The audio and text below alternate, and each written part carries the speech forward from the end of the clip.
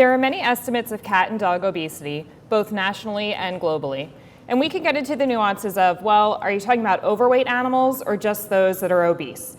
What about, is the palpation from a veterinarian the way that we've made this, or is it based on the owner's perception? The bottom line is that what we know for sure is that most of the animals that veterinarians see today are going to have extra body fat. Why do we care?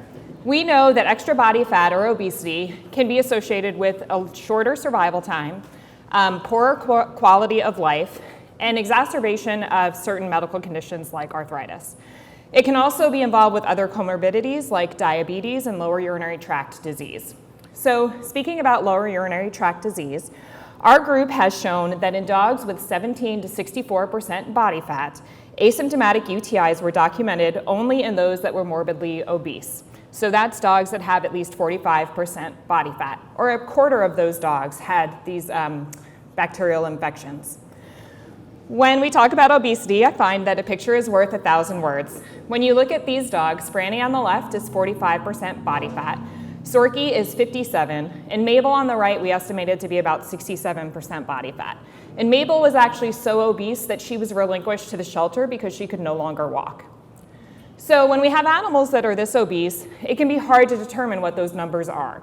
Our group was involved with determining the validation of this body fat index system. This is the dog version, and on the next slide you'll end up seeing the cat version. But the way this works is that there are different columns. You go through and palpate certain areas, and then you look at the number of positive results in the column to give you the body fat percentage. So for example, if you palpate the ribs and you say, hey, they're not prominent, but I can palpate them. No, never mind, they're extremely difficult.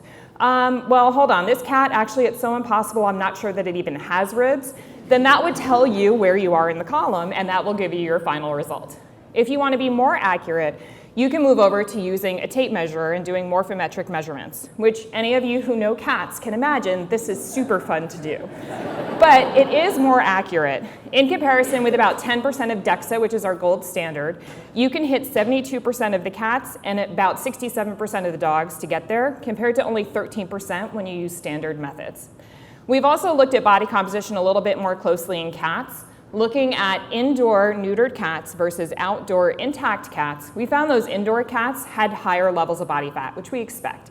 They also had higher bone mineral density, we think because they were eating properly formulated diets. The other thing we looked at from a diet perspective is, well, what about the serving utensils that you use? What we know is that dog owners who use a large scoop and a large bowl to portion out their food are more likely to give them a higher volume of food than if they use a smaller scoop and a smaller bowl. It's a big reason why we recommend sizing down. It has to do with optical illusions. You just feel like you need to add more food to that bowl. We've also looked at diet composition for cats. Usually for cat weight loss, you can have high fiber diets or low carbohydrate diets. High fiber, the idea behind that is that it will be bulking, it's gonna make that cat feel full, make them beg for food a little bit less frequently. In reality, we found it didn't make a difference. The other thing we've looked at is using toys to feed to see, does that do anything for activity? In cats, honestly, compared to feeding from a food bowl, it didn't make a difference. But for dogs, we did find, especially the younger that they were more likely to be more active and have more periods of time in walking behavior. So we're hoping that maybe we can translate that to obese patients in the future. What about supplements? We always hear there's a new supplement, it's gonna help you lose all your weight. We went ahead and looked at a supplement with leucine, an amino acid, and pyridoxine, a B vitamin, and we compared it to a gold standard weight loss plan using a prescription weight loss diet. We found very similar results using the supplement and the gold standard, especially compared back to placebo. One of our most recent studies used an automated feeder looking at cats who live in multiple cat households. This automated feeder gave timed, portioned, separated meals, and we found that it was easier for the owner to follow that plan. Those cats were more likely to achieve their weight loss goals, and they had less of that negative begging behavior. So after doing all of this, we decided maybe it's time to really commit to this whole obesity research thing. So we went ahead and in 2021, we started the Veterinary Obesity Center. The way that this works is it involves clinical patients like Scarlett here, and our goal is to help them achieve their ideal weight at the end of the day. And we take that data, and in partnership with Royal Canin, who's a pet food company, everything we do through the center is free to the owner. So they get initial baseline health screening to make sure that they're healthy enough to go through a weight loss plan. They get food for free for the duration of the study. We give them a food scale so that they can weigh their food, because we just know that's more accurate.